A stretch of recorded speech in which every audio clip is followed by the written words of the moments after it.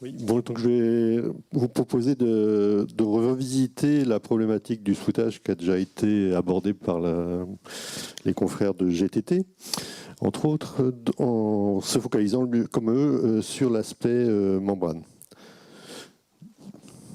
Donc, on va essayer de baisser, non, c'est pas ça. Voilà. Bon. Donc le contexte, on l'a vu aussi par les autres intervenants, c'est pour des raisons environnementales, on a tendance à s'orienter vers le GNL, mais principalement pour l'instant ça a été vers les petits navires et essentiellement dans les pays du Nord. Donc là ici par exemple vous avez la vue d'un ferry qui est à Oslo, qui a été construit d'ailleurs un petit cocorico en Bretagne au chantier STX de Lorient. Et donc, jusqu'à présent, c'était des petits bateaux sur des petites routes qui nécessitaient des petits réservoirs. D'où l'utilisation, comme il a été mentionné, de réservoirs de type C qui ont beaucoup d'avantages pour les petites capacités. Et donc, s'impose dans tous les petits projets. Là, j'ai copié sur Internet des images de différents projets, réalisés ou non d'ailleurs. Et l'un des grands avantages de cette solution, c'est que le soudage est très facilité parce que comme vous avez des réservoirs qui supportent des pressions élevées, typiquement supérieures à 5 bars, on amène un camion de GNL à côté et puis on pompe et puis ça se débrouille, grosso modo. Vous avez un process d'échange de gaz et de retour vapeur qui est, je dirais, pour un ingénieur cryogéniste, trivial. Par contre, ça présente évidemment des inconvénients. Je me bats avec ce système de... Ah oui. Ouais. Ah, ça y est. Dès qu'on arrive à des navires de grande dimension, comme ça a été mentionné par GTT, l'inconvénient des réservoirs cylindriques, c'est qu'ils sont coûteux, lourds, encombrants. Et à cela, je dirais aussi, j'étais surpris que le GTT n'insiste pas là-dessus, c'est qu'il y a aussi ce qu'on appelle les risques liés à l'explosion d'un réservoir de ce type. Les effets de ce qu'on appelle le BLEV, c'est Boiling Liquid Expansive Vapor Explosion, je crois. C'est-à-dire le risque, si vous percez la cuve d'un réservoir de ce type, que le liquide se vaporise instantanément, enfin quasi instantanément, et crée une explosion majeure. Alors quand on vous parle de cuves de plusieurs milliers de mètres cubes, et qu'on s'amuse, enfin personne s'amusait je crois, trop à regarder le rayon de danger qu'il y aurait autour d'une cuve comme ça si elle explose. On peut se poser la question de la pertinence des types C d'un point de vue de sécurité. Et pour ça, la solution à membrane, pour moi, me paraît, d'un point de vue sécurité, particulièrement attractive. Au-delà de ce qui est déjà mentionné, c'est-à-dire qu'elles permettent un taux de remplissage de la coque beaucoup plus intéressante et plus intéressant, et aussi et ça c'est déterminant parce que bon, sur les porte-conteneurs, l'armateur ce qu'il regarde c'est le nombre de conteneurs qu'il va perdre à cause du GNL, et pour l'instant il y a des projets qui sont pour l'instant dans les cartons parce que ils perdraient quelques centaines de slots de conteneurs, et ça c'est totalement inacceptable actuellement. Par contre, l'un des inconvénients des membranes, entre guillemets, c'est qu'elles s'opèrent à pression plus faible. Typiquement, là, il mentionnait que ça peut monter jusqu'à 2 bars. Et ça peut poser des problèmes lors des opérations de soudage. Car lorsque le navire soudeur va se rapprocher, il va charger le navire receveur, vous allez avoir comme ça a été expliqué là par le GTT, ce qu'on appelle le peak boil-off, hein, le transfert boil-off, donc des phénomènes de flash et autres dans la cuve chaude du bateau receveur et autres, qui vont créer un pic de pression. Et donc, qu'est-ce qu'on peut faire? Bon, rejeter les vapeurs à l'extérieur, ça c'est carrément inacceptable d'un point de vue de sécurité, hein, parce que ça créerait des nuages explosifs au-dessus des bateaux, mais aussi au niveau environnemental, parce que le méthane qui serait rejeté a un effet sur l'effet de serre, aussi bien plus important que le CO2, donc ce serait inacceptable. Après, l'une des solutions, c'est de brûler ces vapeurs à bord du navire receveur ou soudeur. Bon, mais par contre, c'est évidemment pas très satisfaisant d'un point de vue économique et même environnemental de brûler du gaz comme ça, de torcher. Et puis, une solution que je vais vous présenter, qui est alternative, qui pourrait être la valorisation de ces vapeurs en les envoyant dans les groupes diesel des navires souteurs et ou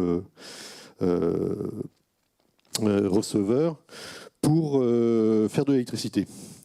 Et ce courant, qu'est-ce qu'on en ferait? On pourrait le revendre à la terre ou le renvoyer vers le navire souteur, par exemple, pour alimenter une unité de reliquéfaction des vapeurs. Et donc, on pourrait avoir des solutions comme ça, de process optimisés, où vous avez d'un côté le navire souteur qui a ses cargués, ses cuves, avec des pompes qui chargent via une interface, un bras de chargement, là, comme celui qui a été présenté par GTT, qui charge les cuves du navire receveur. Et le boil of gas qui ressort de ce process-là et dont on ne sait pas quoi faire, enfin, on ne sait pas quoi faire. Donc il faut faire quelque chose, on va dire. Soit vous le renvoyez vers le navire souteur qui s'en débrouille.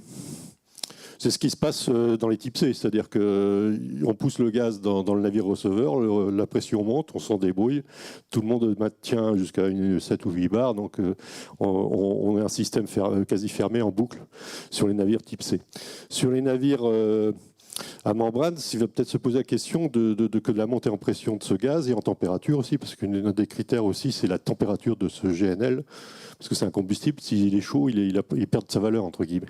Il est de moins en moins stockable. Donc, une des solutions envisageables, c'est de renvoyer ces vapeurs et à bord du navire souteur, d'avoir une unité de reliquéfaction qui va recondenser ces vapeurs et donc rattraper le coup, on va dire. Mais ce qui peut être intéressant, c'est d'alimenter cette unité de reliquéfaction en électricité d'une manière intelligente. Et une des solutions intelligentes, c'est d'utiliser les générateurs du bateau receveur, puisque quand on parle d'un gros porte-conteneur, il a tout de suite plusieurs mégawatts électriques de puissance électrique à bord de générateurs. Et donc avec ces générateurs, on peut faire du courant et via une interface que nous proposons, que J3 propose, qui s'appelle Plug, qui est une prise électrique, comme son nom l'indique. On peut transférer du courant vers le navire souteur et alimenter l'usine de reliquéfaction. Et donc là, tout de suite, vous pouvez enlever du côté du bateau receveur, souteur, le prix des générateurs qui sont nécessaires pour alimenter la reliquéfaction. Ceci dit, des fois, ça ne se passe pas très bien puisque vous êtes comme limité en pression et il est fort probable que les sociétés de classe, quand vont avoir arrivé des schémas comme ça, vont vous dire oui, mais qu'est-ce qui se passe si? Et vous allez vous apercevoir qu'il va falloir à un moment se poser la question de se débarrasser de vapeur si on a vraiment un problème de sécurité, c'est-à-dire que si on a le choix entre faire quelque chose ou laisser la pression monter jusqu'à ce que ça explose. Et dans ce cas-là, c'est quelque chose qui est déjà une problématique sur les navires méthaniers. Vous avez besoin de torchères spécifiques qui brûlent le gaz quand vous ne pouvez pas faire autrement. Et donc, c'est quelque chose qui, sur des réservoirs, les cuves à membrane, qui sont quand même limitées en pression, on risque d'avoir des scénarios où on se voit obligé d'avoir une soupape de sécurité. Et ça, c'est le rôle un petit peu des torchères, et c'est un concept, une technologie que l'on développe aussi. Donc, pour commencer, EcoFlair, qu'est-ce que c'est? C'est une grosse chaudière avec un brûleur ici qui a une forme de charrette, enfin de rayon de charrette, où vous avez des rampes de gaz qui distribuent le gaz. Et dessous, vous avez l'équivalent d'un moteur d'avion de la Première Guerre mondiale, un gros ventilateur qui pousse l'air. Et cet air sert à la fois à brûler le gaz, mais aussi à refroidir les produits de combustion. Parce que les sociétés de classe demandent, par exemple, que la température en sortie soit inférieure à 535 degrés. Donc vous avez un énorme ventilateur, un brûleur, et autour vous avez une virole qui sert de chaudière, de conduit, grosso modo, et vous prenez l'air en dessous pour de l'air frais ambiant pour alimenter la combustion et refroidir le système. Et tout ça est alimenté par un gros ventilateur, et là ça se voit pas très bien, mais vous avez un deuxième ventilateur qui est sur rail à côté. C'est une imposition des sociétés de classe, c'est-à-dire que si un des ventilateurs est en panne, il faut pouvoir en avoir un en secours. Et donc, sur des rails, vous avez un deuxième ventilateur qui peut se placer en dessous de la chambre de combustion pour assurer la relève. Donc, grosso modo, c'est des technologies relativement simples. On va avoir un brûleur en roue de charrette qui va être alimenté par un tor gazeux. Et puis, vous avez une chaudière, là c'est une version plus petite, par exemple pour le navire receveur. Là, ce que je vous ai présenté, c'est pour un gros navire méthanier, mais pour les navires, les ferries GNL ou autres, vous aurez, ou les Ropax, vous aurez des petits brûleurs, des petites torchères de version plus petite, qui sera de l'ordre de quelques centaines de kilogrammes-heure. Mais ça, évidemment, c'est encore à définir par les sociétés de classe, car les règlements et autres ne sont pas encore bien figés. L'état de l'art par rapport à la compétition, par rapport de notre projet, c'est il y a à peu près 3 concurrents avec plein de solutions très compliquées parce que les gens se sont imposés d'utiliser c'est des fabricants de brûleurs de gaz industriels. Et ils ont imposé un petit peu, ils ont dit bah ça, j'ai ça sur étagère, j'ai ça sur étagère, j'ai ça sur étagère, débrouillez-vous. Avec ça, donc paradoxalement, on arrive à des solutions très compliquées où il y a des ventilateurs pour amener l'air de combustion, des ventilateurs pour l'arrivée de l'air de dilution, et des chambres de combustion plus ou moins compliquées avec des systèmes de briques réfractaires pour mélanger les flammes avec l'air frais, pas mal de choses très compliquées. Et un des objectifs de mon projet est évidemment de simplifier tout cela.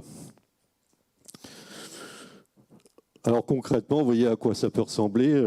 C'est quand même des grosses machines. Enfin là, je parle de systèmes qui sont montés actuellement en Corée sur les gros navires méthaniers. Donc ça, c'est des systèmes de forte capacité.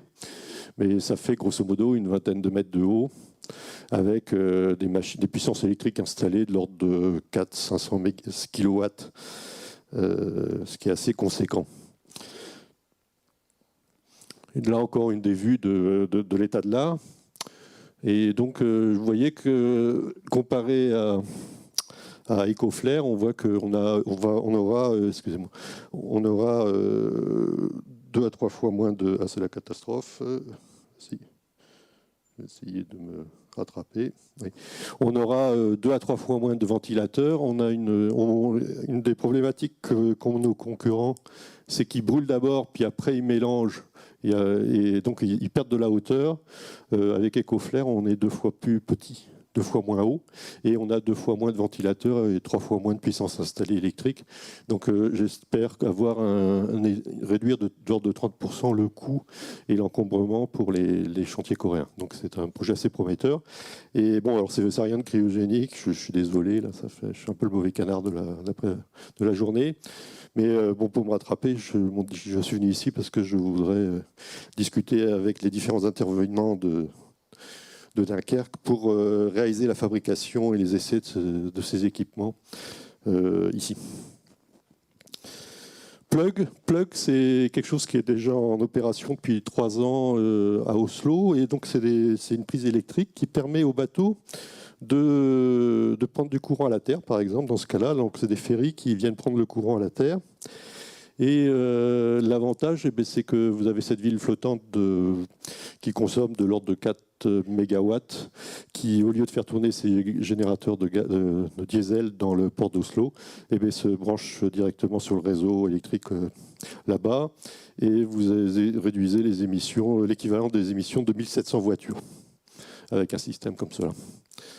Donc là, j'ai déjà installé 2 prises à Oslo, une 3e qui a été installée cet été à Kristiansand, et j'en ai une 3e en installation sur un ferry à propulsion hybride, où là c'est un peu différent. On recharge les batteries d'un ferry à propulsion hybride durant les 4 ou 5 minutes où il décharge les voitures. Donc ça, c'est un projet c'est un peu aussi un projet champion du monde. Donc ici, 2 vidéos qui vous montrent un peu le principe de plug. Et donc là, l'idée, c'est d'utiliser cette technologie qui est déjà existante. À Oslo, on a dépassé les 1000 connexions là, depuis quelques mois déjà. C'est utilisé tous les jours. Et l'idée, c'est qu'on est sur les navires souteurs, receveurs, une prise comme ça qui descend vers le navire souteur et qui lui donne de l'électricité. Alors, du coup, c'est de l'électricité qui est quasi gratuite dans le sens où le boil-off, les vapeurs de boil-off, à ce moment-là, elles n'ont pas de valeur parce que vous voulez vous en débarrasser. Les générateurs d'électricité, c'est les générateurs du bateau donc, qui sont déjà payés, l'équipage est déjà payé. Donc, vous avez l'électricité gratuite qui peut être utilisée pour alimenter le navire souter et donc en particulier alimenter une petite reliquéfaction et donc contrôler la pression dans le réservoir. Donc vous voyez le principe, hein, c'est assez simple. Toute l'innovation repose sur un crochet qui est breveté, là, qui permet d'attraper, de pêcher le connecteur et de le faire remonter vers le bateau. Et avec ça, vous pouvez changer jusqu'à une dizaine de mégawatts sous 11 000 volts. Avec des temps de connexion, là c'était les premiers essais, donc on était assez mauvais au niveau joystick et tout ça, mais sur le dernier qu'on a fait à Christiansen, en 2 minutes 30, on connecte un bateau de 3000 passagers, il est connecté, il passe au courant de quai, y compris la synchronisation des groupes avec le réseau pour éviter les phénomènes de blackout. On est connecté en 2 minutes 30. Donc c'est assez prometteur, je pense, pour c'est une technologie qui simplifie brusquement quelque chose. Les gens peuvent se dire que échanger du courant entre deux bateaux c'est compliqué, mais ça l'est pas. Enfin, ça l'est plus. Voilà, donc les extensions possibles, on peut utiliser évidemment plug pour importer du courant, c'est ce qu'on fait à Oslo, c'est-à-dire que le navire receveur, quand il fait du soutage, il exporte du courant, mais en temps normal, entre guillemets, quand il est dans un autre port où on va lui demander de réduire les émissions, eh bien, il utilise la même interface pour s'alimenter en courant et il coupe ses groupes diesel. L'autre aspect aussi pour le navire souter, là on a parlé de coût, je crois qu'un navire souter, je crois que c'est 30 millions d'euros, enfin peut-être un peu moins, je ne sais rien. Mais le navire souter, s'il est équipé d'une plug, il peut aussi importer du courant du terminal gazier et donc agir un petit peu comme une petite unité de reliquéfaction associée au terminal gazier. Et là aussi, il n'a pas à payer les générateurs de courant, ils existent, l'électricité vient du terminal. Donc c'est des genres de petites astuces qui peuvent économiser, à chaque fois c'est une pincée de millions d'euros qu'on peut économiser en groupe électrogène ou autre. Donc ça c'était pour le navire receveur, c'était évidemment excusez-moi, j'ai anticipé, mais pour le navire receveur, c'est aussi la possibilité, si vous avez un navire qui fonctionne au GNL, il peut vendre du courant durant ses escales au terminal. Donc là, pour les armateurs, c'est de l'argent en plus. C'est-à-dire que, par exemple, un navire qui se décharge, vous avez des gros navires, je pense qu'ils restent plus quand même en Europe, les gros porte-conteneurs peuvent rester peut-être 2 jours, 3 jours dans les grands ports où ils déchargent. Durant ces 3 jours, il peut vendre du courant au terminal. Donc ça peut être intéressant, sachant que c'est du courant qui est fait à partir de GNL, donc qui est je dirais, un peu vert. Enfin, faut pas trop rêver avec le GNL, mais enfin, il est relativement basse émission.